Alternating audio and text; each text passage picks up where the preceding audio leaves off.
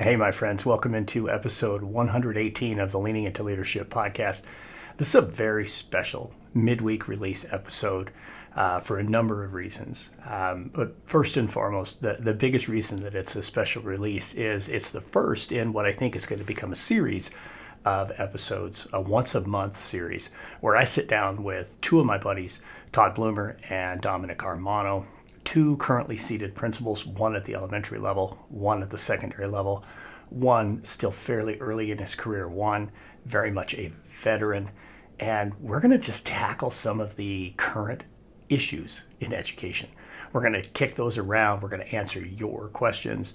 And honestly, it's going to be three principals try to solve some problems, try to bring some insight, try to bring a little bit of inspiration and maybe a little bit of humor to the life of the principalship. Leaning into leadership to me, if you watch the show, if you listen to the show, you know that for me, it's all about great leadership. It's great leadership. It doesn't matter the context in which it takes place, and we can all learn from each other. And to me, this is the next step with the podcast in having an opportunity to monthly learn from the same crew.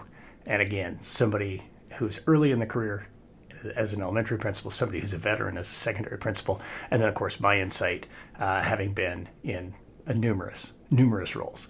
So here we go with episode 118 with Darren and Todd and Dom. Enjoy it. I'm really stoked about this. I hope you enjoy it just as much as I do. All right, so I got to say this. I'm really excited about this episode.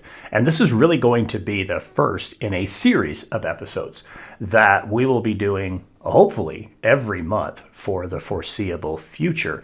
Today on the Leaning into Leadership podcast, I'm joined by two of my friends, two of my colleagues, two absolutely phenomenal school level leaders, Dominic Armano and Todd Bloomer. Todd, Dom, welcome into the show, man. I'm good to see you guys. Hey, good to see you, DP. Yeah, it's good to see you. Thank you for having us here. It's going to be awesome. Yeah, this is going to be a lot of fun. And so, folks, here's essentially what this episode, what this series is going to be all about. We talk about leadership all the time here on the podcast. And I want to be able to ensure that we're supporting leaders in the day-to-day, not just in the grand scheme of leadership, but also what are some of those day-to-day things that you're dealing with, whether that's, an operational challenge, it's an instructional leadership challenge.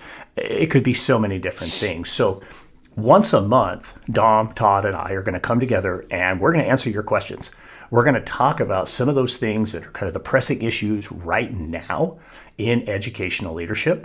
Very strategic with choosing Todd and Dominic to be the two who join me on a regular basis here on the show. And I'll be very transparent about this. Number one, yes, they are both authors here at Road to Awesome. Both have books that are be coming out. Hopefully both of those books become a reality in the year 2024. But also, Dominic, of course, is an elementary level principal.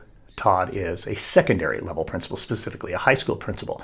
And, obviously my experience is at the high school level. So I want to make sure that we have different perspectives in terms of what's happening out there in education right now. So before we dive into the questions, before we start to talk a little bit about some of those things, Dom and Todd, I'd like to have you guys maybe just tell a little bit more about yourselves.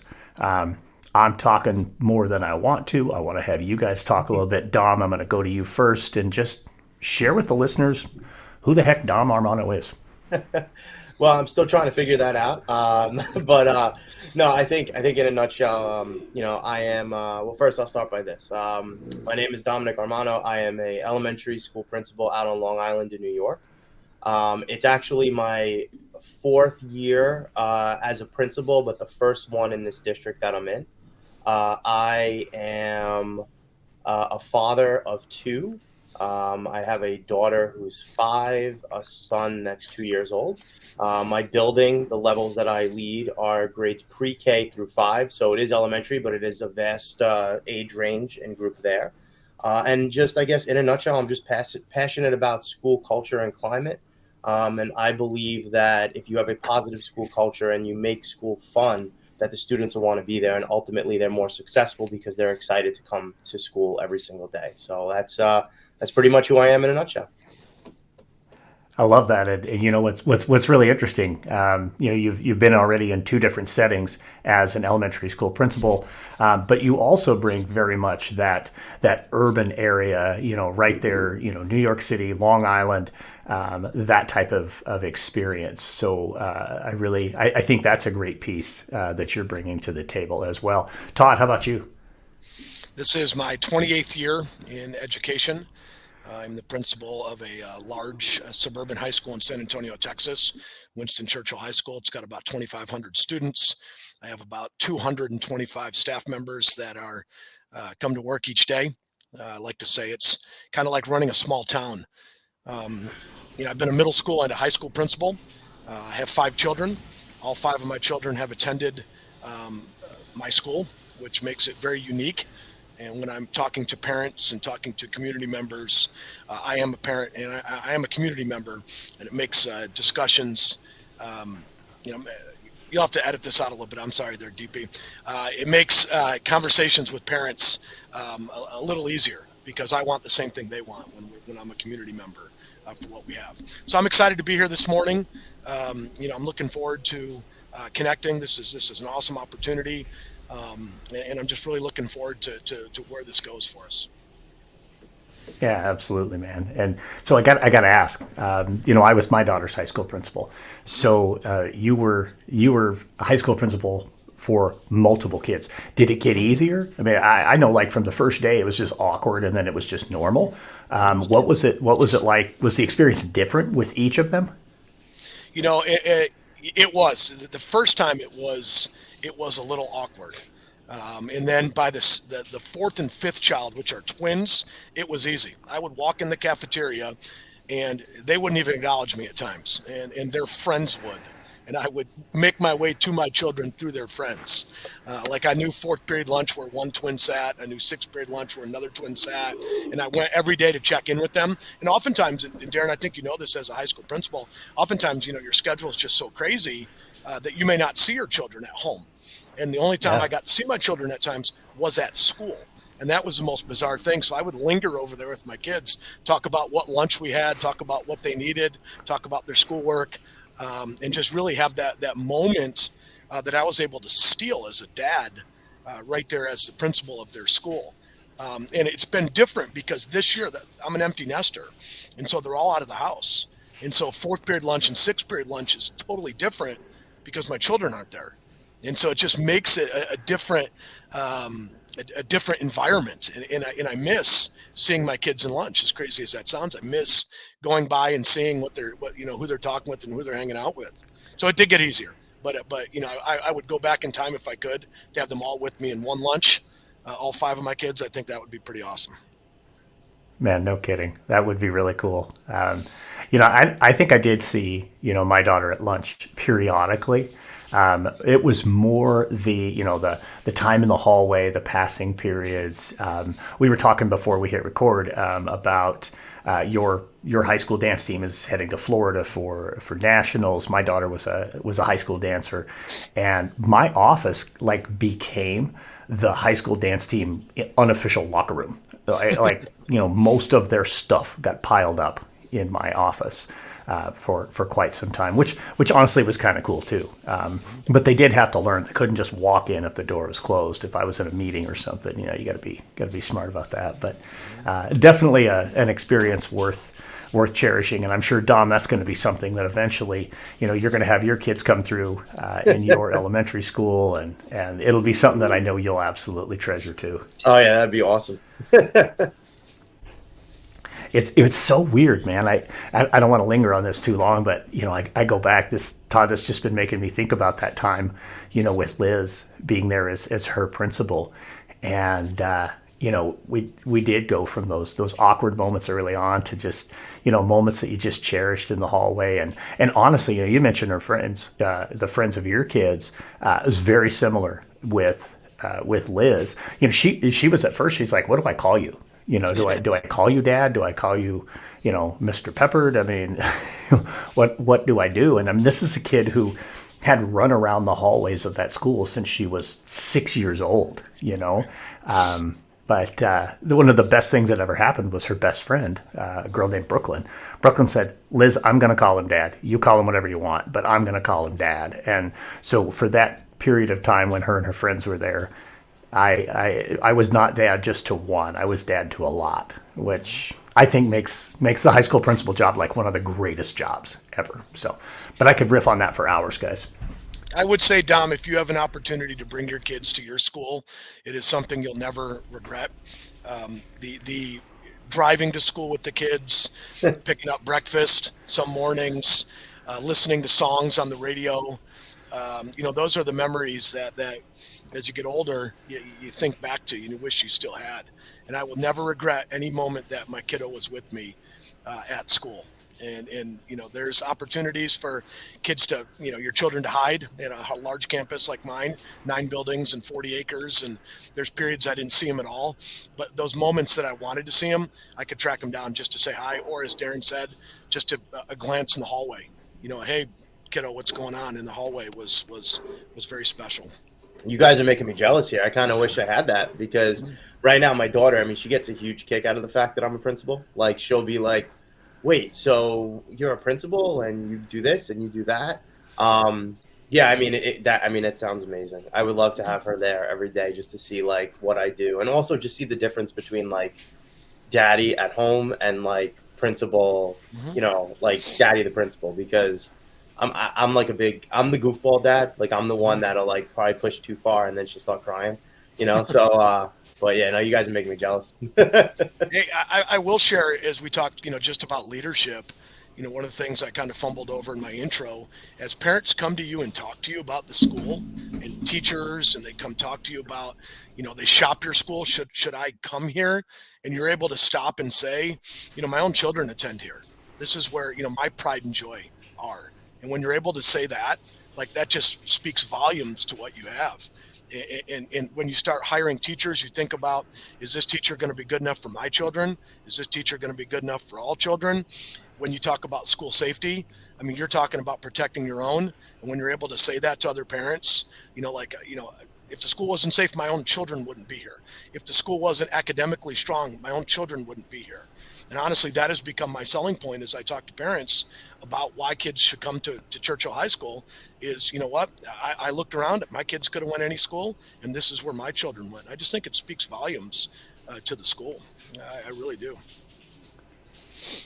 It's definitely a powerful element. I remember, those freshman orientation meetings, right? You'd invite the parents and you'd have those rising freshmen coming in. And one of the questions I would always ask is, parents, just really quick, raise your hand if this is your first high school student. And usually it's, 50, 60, 70% of the people in the audience are like, yeah, this is my first time through. And the year that my daughter was a freshman, I raised my hand and I said, me too. I'm with you on this. And, there is definitely something that it changes the way that you're viewed in the community when your kids are a part of the school in your community. And I think it's definitely a powerful element. And I'm sure, Todd, for Churchill High School, it's a great selling point that the principal, all 5 of his kids went here. Mm-hmm. They're out having wonderful lives. They're doing incredible things. And it's a testament to that school and to that staff. So, that's really, really cool, man. I love it. We could riff on this thing for quite some time. This is a great, great topic. Not one we planned, but that's okay. That's what happens here on the show. I love these organic conversations. That's really what it's supposed to be all about. But I do want to get to a few of the questions that I had submitted. I asked a few people, hey, this is what we're going to start doing. Folks, if you have questions, this is my first time. I'm going to do this multiple times throughout this episode. I'm soliciting for questions. If there's something that you're interested in, there's something that's maybe a burning topic for you, email, DM, send us a text, whatever. Any of the 3 of us, just reach out and we'll try to get your question answered on next month's episode of the 3 of us coming together. We'll have to come up with a cool name for this. It's the Leaning Into Leadership podcast, but we'll have to come up with like a subtitle, something cool, that goes with that, some kind of I don't know, leaders mastermind type of thing. But anyway, I was able to collect a few questions that I think are really good and very timely, especially as we're just now into this brand new year, 2024. Staff is back. Everybody's already into that long grind. You guys know what I'm talking about, right? Yeah. Like from the time you come back at Christmas until whatever your first break is. It may not even be until spring break, right? I mean, you just have this long grind, right? So I think this is a great time for us to take on some of these questions. And the way we'll do this, guys, we're going to do this kind of round robin. I will read the question. I'll throw it to one of you first, but then all three of us are going to talk a little bit about this and just have a conversation around it. So this first question, Todd, I'm going to go to you first with this question, but with the beginning of the new year, what are some successful strategies for leaders to get the best out of their students and out of their staff? Yeah, excellent. Great question. It's a great time as New Year's, is upon us, and as we're getting into the second semester. And Darren, we don't have a break until March, until spring break, so we do have a gauntlet that we're going to run.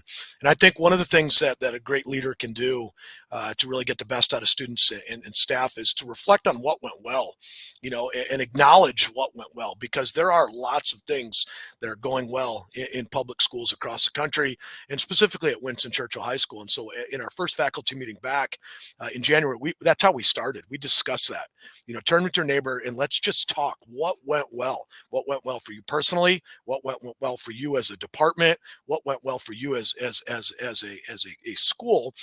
And let's continue to do more of that. Like that's not rocket science. It's just great leadership right there. If it worked, let's keep doing it. And then we talk about, hey, what didn't work? What can we reset? Because I think it's a great time second semester to reset expectations. We talked at the beginning of the year about clear is kind. We stole a Brene Brown kind of quote. And we talked about clarity, and we talk long and hard about students shouldn't have to read teachers' minds about what's expected when they walk into classrooms. Teachers shouldn't have to read principals' minds when they walk into school or faculty meetings or PLCs or department meetings. So let's reset those expectations the first week of school. Let's reset what students are expected to do when they come into class. Let's reset how we transition from one activity to another. Let's reset how we prepare for exams. Let's reset how we transition off campus, before campus, at lunch, all those kind of things. So reset, reteach for kind of what we want. And then I think as a leadership team, we have a motto of visibility, positivity, and trust. And we want to make sure that we are, as leaders, checking in with our teachers every day. I have a burning desire in me to visit every teacher every day. And with 9 campuses and 9 buildings and 40 acres and 200 plus staff members, I'm not able to get into every staff member's classroom every day. But the desire is to try to go and say hello. It's not an observation. It's just checking in to see how people are doing. And I try to encourage and push my staff and my leadership team to do the same thing. So being out, being visible, being positive with what we're doing, I think those 3 things right there really can help kind of crystallize you to have a successful second semester. I think that's great stuff right there. Dom, build on that a little bit, man. What are some strategies that you're leaning into? So I think, like I said, I think that is amazing. I love the fact that you come together in January, and just sit with your faculty and say, hey, listen, let's talk about some of the things that went well, personally, your department, your school, and then how you build on that. I think one of the other things we do is I start every year, and the beginning of the year, come September, we create school-wide goals and initiatives that we want to accomplish, this year. In the new building that I'm in, I was actually tasked with developing a new mission and vision for the school, which is a lot. And at first, when that was an expectation that was given to me, I didn't really necessarily think I could do that. But I also feel like at this time of the year, coming back into the new year, we need to revisit those missions, the visions, the goals. And then, kind of like what you said, just kind of reset them, right? So this is what we came out to be, if it was parent communication, or if it was, working on interdisciplinary units of study, or whatever it is. Let's take a minute to look at that, to recharge, to regroup, see what we're going to be doing moving forward, whether we need to change it, or if we're on track for meeting that goal. And I think the other thing is, again, just continuously building on your staff involvement. And I think that's a big piece. I think especially around this time of the year, when we are heading into this long stretch before a break, people will get tired, right? They're exhausted, they're tired, especially coming off the holidays. Sometimes they talk about those January blues or that slump in January. And I think it's important to kind of remember and try to make people feel that, school or work is not this downtime, not this blue time. Make it excited, make it fun, get their input. Maybe do some exciting things, or maybe plan some school-wide events that are heading into this long stretch, so that it doesn't seem so long. Just kind of again, have a little fun with it. Have a little fun with life. Yeah, I think the more you can do to engage your staff in those human type of experiences, so they don't get so bogged down in, here's where I'm at in this particular part of the curriculum, or here's what I'm seeing in terms of, where kids are on an assessment level, or whatever the case may be. I mean, they definitely need to do that work. There's no doubt about it. But keeping them engaged as human beings is just such a key type of thing. Typically for me, one of my favorite go-tos this time of year was to do the macaroni and cheese cook-off, or pick whatever you want, but usually mac and cheese was like our thing, because number one, everybody loves mac and cheese. And if you do it in February, you're after Quitter's Day, that's that second Friday in January where everybody's New Year's resolutions fall apart. If you do it in February, then everybody is like, okay, I got to eat mac and cheese. I got to try mac and cheese. And so, a PD day or something like that, or just in the staff lounge, let's, everybody bring your favorite mac and cheese. We'll do a blind vote on it, and I don't know, we'll do a $50 gift card or something to the winner or something, but just something, right? To engage them and get them talking about stuff that's not school. Yeah, it's such a tough time now, and you have to do something like that. It's like, how many of us are heading into midterms, right? And then right around the corner, at least, up in New York, we have the New York State assessments that are, in early spring, and you get caught in that rut, so that adding that mac and cheese cook-off, or a spirit week, or a staff-on-staff volleyball game, or, something that just gets people talking. I mean, that's really where I'm at right now at this time of year, so. Yeah, I think that's a huge deal, and I want to go back to something Todd said too. That clarity, not a big surprise to anybody who listens to the show that I would go right to clarity, but that's really important. And reinforcing, reminding, bringing back up those expectations. That's just such a key element. We can't just tell them once and expect that they're going to do what we said back on August 13th, or, September 1st, or whatever your first day with your staff was this year. They don't remember what you said. I know that's heartbreaking, leaders. It's heartbreaking that they don't remember what you said, but they don't. All right. Hell, you don't remember what you said. So don't expect them to. So going back and reinforcing those expectations are important. But I also think that going back and revisiting your goals. I like, Todd, how you talked about, what went well, what maybe isn't going quite so well, but also jumping up on the balcony and saying, you know what, we had some goals that we talked about to start the year. I, as a leader, had some goals to start with at the beginning of the year. How am I doing? What's the temperature? Because I can't wait until May to find out, did I make it? I got to check in to see where I'm at. So maybe just go a little bit more on that, Todd. I love your analogy of balcony leadership, and you talk about it quite a bit. You got to inspect what you expect as far as what you have, and so really coming back to just who are we as a staff, what do we believe in, and then how are we going to accomplish that mission? And you talk about we can't wait till May when we have our state assessments. We have to check in almost on a daily basis, whether that be me checking in just to see how people are doing, or whether that is midterm assessments or map assessments or something that we have. And so really reflecting upon how we're doing as a leader, and not being afraid to have someone say, you know what, we're not doing really well, or you know what, Bloomer, you're not doing really well at what you're doing. And one of the things that living in a community has allowed me to is, those impromptu grocery store conversations with parents. And that is just beneficial. My kids hate it when they go grocery shopping with me, but that's the most authentic feedback that you can get from someone, is someone on Saturday morning at 9 o'clock when they say, you know what, things aren't going well in this class, or you know what, your communication is poor. And while they don't mean to cut me down, it's just feedback that's authentic for what I do, because I value all of these things. And if I don't ask, I'm going to think I'm doing the greatest job in the whole wide world. And so one of the things I think, like a leader, it's our job is to ask, how are things going? Those irreplaceable teachers, when you stop with those doorway conversations, how do you think the faculty meeting went? How do you think the small breakout went? Those people are awesome at what they do, and their feedback is so key. I talk a lot to my staff about voice. How do you seek voice in what's going on? And the group that we need to seek voice in, oftentimes that we don't, and we're able to do it, Darren, a little bit more probably than Dom is students. Like all too often we do to students. We don't ask students for feedback. And there's so much great wisdom that we can get from a 14-year-old to an 18-year-old that can say to us, hey, you know what, why the heck are we doing this? Why do we dismiss this way? Or why wasn't I notified in an email about what was going on? And it's so important to understand that, there's three keys to, there's three groups that we have to seek voice from: teachers, parents, and the third group we often don't, seek is voice from is students. And so I think as we reflect on our leadership, we need to ask those questions. How things going? What would we do?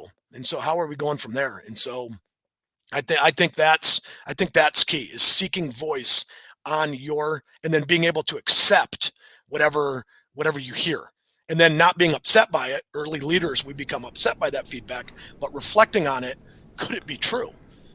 Holy cow, it could be true. And I got to fix that, because I'm the leader of this campus. And they were brave enough to come to me to say, hey, this isn't working. I care about the school and I want it to be the best. And so here's my feedback. And if I say, oh, no, that's dumb. That's terrible feedback, they'll never come to me again. And so you have to create that environment where people come to you, even when it's difficult to hear. That's just so crucial.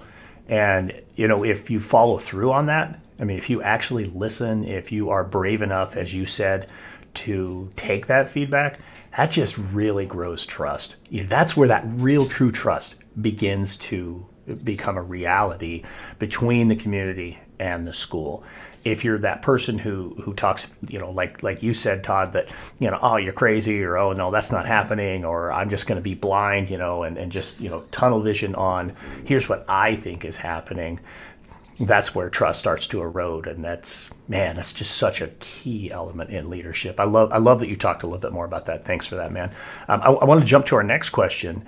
And Dom, I'm going to throw this one to you first. And this is something I think really, really is a pressing deal for right now. As we go into this second half of the school year, what's a challenge that you're seeing, whether that's in your state, in your community, in your school, nationwide, and what are you doing potentially to prepare your team for that challenge, for how you're going to steal words from Todd, be brave and stare down that challenge and really get after it? Go ahead, Dom. I think this is a great question. And I think this is like a huge part of our job, right? And again, those of you both, Todd, you're living it, Darren, you lived it. Being a building principal, I think is about challenges, right? And I feel like they arise sometimes when we expect them and sometimes when we don't. I think one of the biggest challenges that I'm going to be facing heading into the new year, at least specifically, and I'll talk specifically about my school community, is the implementation of all of these goals and these visions and these missions that we've created. So like I said before, and again, I talk not so much about my school community, but again, like the community that I'm working in, and even like the Long Island community, because this is things that are happening across other districts. But we're all tasked with creating goals and missions and visions that we want to accomplish as a school community, right? And a couple years ago, I think there was a huge emphasis on New York State assessments and the proficiency range and things like that. But I also think there was a shift to not focus so much on these New York State assessments, but focus more on individual school goals and district goals. And it's great to come up with a goal, right? And that's what you do collectively as your school community and maybe your school board or your stakeholders, right? From September through around December, you come up with these goals. And that's the fun part, right? Coming up with the goal is the fun part. By June, we're going to do this. We're going to increase parent communication, or we're going to focus on small group instruction. But then the hard part comes now that you have these goals, now that you've listened to your community, you've listened to your stakeholders, you've created these goals. Now you actually have to do something with them, right? And now you have to implement them. And I think it's challenging because, again, to circle back, I guess, to the clarity piece that Todd was talking about before and that Darren, you mentioned, is that you have to have clarity in your goals. But I think also part of your goal is establishing the steps of how to achieve it. And those steps might be different, in my world compared to your world or anyone else's world. But I think if you have that clarity and you say, we're going to do X, Y, and Z, and we're going to do this, and we're going to do that.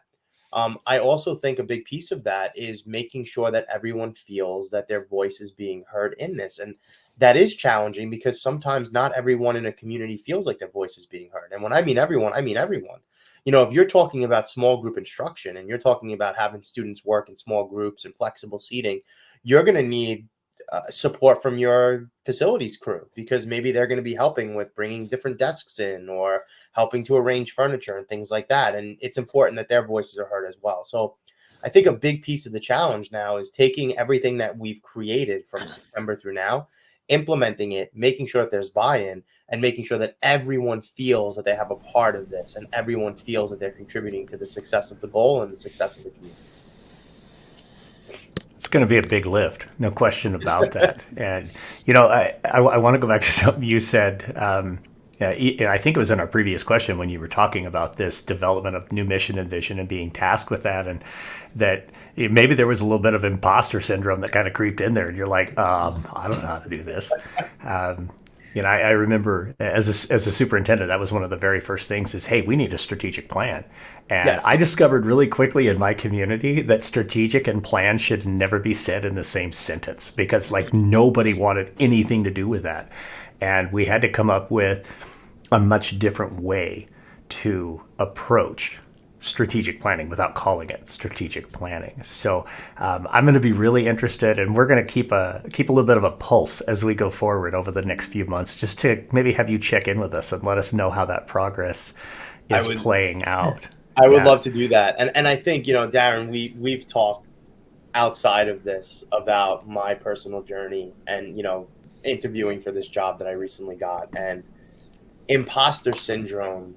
As much as I every day I tell myself, you could do this, you could do this. It's so real. And I think that's a challenge too, is that, and again, I might just be speaking for me. And if that's the case, I apologize. Or maybe I'm speaking for other people that have dealt with this, but it's very hard for me to take a step back and look at the successes that I've accomplished. And I often do that with a lot of my staff, right? Because my staff, my new staff, my old staff, they've done amazing things. And I want to give them the opportunity to take a step back and look at the things that they've done, because it does eliminate that imposter syndrome. I think we all suffer from that at time to time. I know for me, it was, I can't believe I got this job. I can't believe I'm doing this. I can't believe I'm doing that. And you struggle with that. We have to train ourselves to take a step back and look at the difference that we're making and look at the successes that we have, because oftentimes we don't do that. Dom, you're 100% right. 100% right. I mean, we oftentimes, if you get 10 emails and 9 of them are pretty positive, what do we focus on? We focus on the negative, and that's what we beat ourselves up with. And it just takes time, to really realize, hey, I am doing a pretty good job. And that's not being conceited. That's just realizing that, this shouldn't be working. 2,500 kids, 225 adults, there's numerous reasons that shouldn't be a successful model but it is. And you know what? We've got a small part in that. And it's okay sometimes to sit back and say, we are doing a pretty good job at that, and you know what, Dom, you got the job. You were the best man for the job. And it's okay to say that sometimes, to say, you know what, I got picked here, and this is, this is my calling and stuff. And so, but it is so easy to say, do I belong here? Am I as good as, Hmm. the previous principal and principals and a long line of leaders in this district? It makes it very difficult for that. And so it's crazy, but it's real. That imposter syndrome it's just real. And it can go day to day. Like you feel great on a Thursday, and then Friday you're like, oh, I need to go wait tables or something. This isn't working for me. And so, Yeah. you know, 100%. Yeah. yeah, Yeah. But this is something about us doing this series together, the three of us, that I didn't think about. I said at the top that I was really strategic with, somebody who is, with doing, the elementary level, somebody who's doing the secondary level. But what I didn't put together, and I don't know why, is we have somebody who's more of an early career leader in Dom and somebody who is much more of a veteran, I won't say old, veteran I'm leader old. in Todd. And to hear you, Todd, even still talk about those moments when the imposter can still kind of creep its way in, Mm-hmm. as many years into your principalship as you are, I think is huge. And Dom, what you're experiencing and what you're working on right now, you're not just speaking for you. Yes, most early career leaders are feeling a lot of that exact same crunch. And I'll tell you the same thing I tell so many of them. Don, you sat in the hot seat. Superman did not sit in that hot seat. That was you. And when they called to offer the job, they called Dominic Armano. They didn't call Superman. So you don't need to be Superman. You need to be Dominic Armano, because that's who they hired. That's who they wanted. So it's easy to get lost in that. It's easy to lose sight of, man, I got to be everything to everybody. I mean, I'm the king of this. I'm the king of Superman syndrome. My first year was just an abject failure because of that. So I know you're not doing that near as much as you're saying. But again, we're going to check in on you over the next few months and just see how this continues to go. And I don't know, maybe this also becomes, Todd providing some blueprint advice on how to keep moving forward with what you're doing. So Todd, let's come over to you with the same question. What is a challenge that you're seeing, and what are you doing to prepare your team for that particular challenge? High school, first focus I would say is accountability.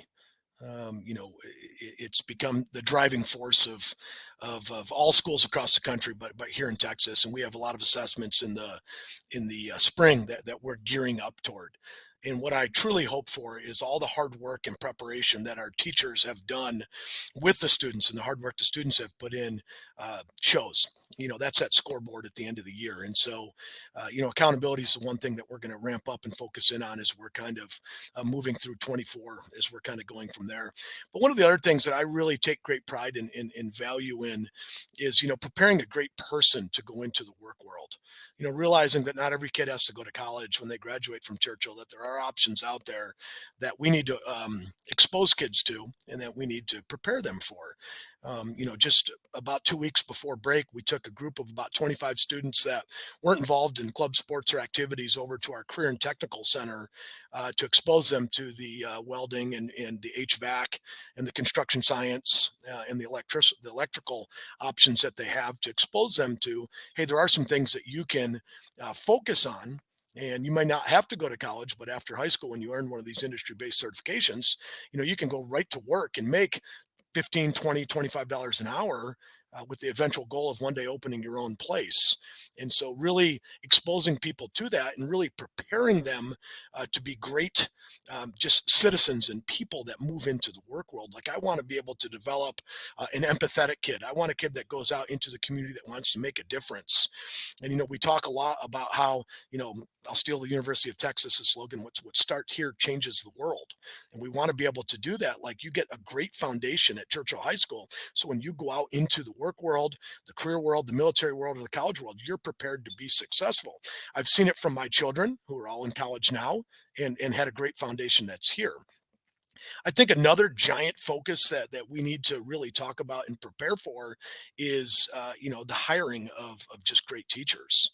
It's been in every, social media or journal or article that you talk about is, kids aren't going into teaching as professions. And so I think one of our jobs as high school people is to encourage students to think about going into education. And every opportunity I get to talk to kids, I talk to them about, hey, you know what? You had a great experience here at Churchill High School. How'd you like to come back in 4 years and work with your favorite teacher, your favorite coach, be my band director, assistant football coach, my math teacher? So I think it's part of our job is to breathe some of that belief and that life into kids of what they can do. And I think it's going to be so imperative that we, I don't know if it's changing the way we find teachers or what is, but we have to be able to continue to just bring great people into our campus. And I worry as we get older and people start to say, education has changed, and I want a new opportunity, or I'm going to go into retirement a little bit earlier than I used to. It's so important to be able to find great people to continue that, because Dom, we could do great stuff, Darren, we could do great stuff, but without great teachers in the classroom, that door closes. It's them. That's the magic. It's not us. It's the magic. We just need to be able to hire these people and walk alongside them and support them to do great things. So I think as I look in my 2024 Rolodex of what I need to do, we need to make sure we're preparing kids for accountability. We need to make sure that we're preparing our seniors that are going to graduate to go off and do great things in the world, whether that's military college or that's a business or work. And then we need to make sure that we're able to hire and also retain the best teachers. We talk a lot about hiring. We can't lose the great ones that are on our campus right now. And I think that is so key. And that's the part that Dom, me, and you have control over on a day-to-day basis, is making sure that these people feel empowered, making sure they feel respected, and making sure they feel valued on our campus, because these teachers right now, they're the free agents. They hold the cards. I had a teacher tell me, I want to teach math at Churchill, but I only want to teach geometry. And, 5 years ago, I would have said, well, do you want a job here or not? Well, now it's like, okay, now you can teach geometry, and I'm going to move the geometry teacher somewhere else because I need you to join my campus. And so really, I think one of the biggest things that we have power over as current principals right now is making sure that our teachers that we have on our campus feel valued, respected, and feel like they're trusted to do the job that we hired them to do. That, I believe, is going to be one of the biggest challenges in 24. It's already a challenge, but I'll be honest with you, to me, I like how you approach this. We have to start talking about our profession differently. And I mean, I get it. I know that social media is an easy place for people to go and to vent their frustrations. And if you're somebody who's looking for people who are frustrated, that algorithm is going to feed right to you. And that's all you're going to see. But, and I don't begrudge teachers or former teachers who go on TikTok and say, hey, here's why I left the profession and now I'm doing this, or what. Good for them. But more of our classroom teachers who are staying, who choose to stay, who continue to do the work, who are thriving in the role, we've got to have more of them really telling that story. And I think as school leaders, that's a big challenge going forward, is how do you encourage, how do you engage, how do you challenge your really successful teachers, even your teachers who are just, really starting to grow. How do you support them in telling that story? Because we were our own worst enemy when it comes to recruitment and retention. There's this miles long narrative, right? About, we're underpaid, we're overworked, we're this, we're that. It's, people go into education only so they have their summers off, but they really don't have their summers off, right? I mean, ad nauseum. You guys can add all of these other things in there too. We've got to talk about our profession in a lot different way. We've just got to find some ways to be more positive and tell the incredible stories, the great things that happen on a daily basis that aren't just simply, some meme that people pass around on social media. Can I jump in with something we've done that I feel has been pretty successful this year? We talk about the narrative. What is our narrative? And as we get around holidays, Thanksgiving and Christmas, I always tell folks, you're going to be around people that are not in education. They're business people, they're stay-at-home families, and they're going to ask you, hey, what's it like to be a teacher? Or what's it like to work in public education today? And I challenge you to find that one kid that makes your day. Who is that one kid that when he walks into your class every day, you smile because that kid is here, or they make you laugh, or they work hard, or they've overcome such obstacles that you're just so stinking proud of them that you want to share. And when they look at you with that little sly smile because they think public education is failing or schools aren't what they were, that's the story that I need you to tell. You need to talk about little Todd Bloomer, who, you know what, when he first got to school, he couldn't do it. Now look, he's going off to college, or he's going off to, he's going to own his own business one day. And if we tell those stories, that helps change the narrative, because you're 100% right. If we go and say, oh, you know what, kids are bad, or teachers aren't listening, or parents are yelling, that's always been the case. But if we talk about the narrative of that one student, and you personalize that student, and you tell that story and you smile, that person's going to go back and say, well, you know what, at Churchill High School, I talked to a teacher and they kept raving about this great CTEC program that they have, or the band or the orchestra or the dance team. And that's the narrative that they're telling. That's the narrative that's going to be told in that telephone game 3 and 4 times down the road. And so you're absolutely right. We have to be the driver of the narrative, and we have to be the one to be the champion. And as the principal, we need to be the one that talks about it, the flautist and the first. And then we need to be able to say to those teachers, this is what I need you to do. At the dining room table, talk about little Dom. Tell his story. And it's not going to change the world, but it's going to change those individual conversations. And that's what it's going to take to make an effective change, I think. You took the words right out of my mouth, Todd. Like when we were talking before about the positive, that's what I was thinking about. I was thinking about telling the story of the kids, because everything else changes, for the most part, right? Like you're always going to have your parents, you're always going to have your standards, you're always going to have that bureaucracy, right? But the only thing that's constant is the kids, right? And their positives and the things that they do. That's what we need to talk more about. And like you were saying before, I could talk for hours about telling your narrative. And for those people that may or may not have seen my social media, that's all I do. Is I promote the positives, I promote the kids, I tell the story, because that's what we're there to do. I'm a firm believer in the principal being the champion of the building, and that's how you do that. It's an absolutely critical piece, right? I mean, that's like one of the most important roles, is be the champion of your organization. And there's so many different ways that you go about doing that. There's not like a specific outline. If you do this, you'll be successful. You've got to be authentic. You've got to tell the true story of your school. Each of you are perfect examples. You have very unique schools, very unique campuses, and very unique kids. But the common theme is you got to tell those stories. And the more you share that stuff, folks, the more people are going to buy in and believe the work that you're doing. The more your staff is going to continue to fall in love or fall back in love with what they do, and the more impact you're ultimately going to make on kids. Fellas, this has been a really great episode. I really appreciate the conversation today.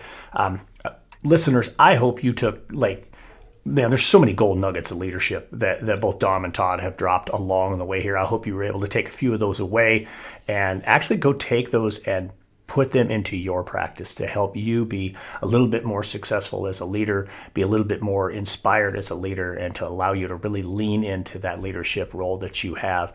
Guys, until next time, thank you so much for joining me here on Leaning Into Leadership. It's awesome. Thank you. Sounds good. All right, there we go, folks. Thank you so much for joining me here on Leaning Into Leadership. That was an amazing episode. I hope you enjoyed it. Send us your questions. Seriously, hit your questions down in the link on YouTube, or the link on Facebook, or on LinkedIn. Get us your questions, because when we sit down to record for our February episode, we're definitely going to be looking for questions from you. So make sure you send those our way. And thank you again for joining me on Leaning Into Leadership.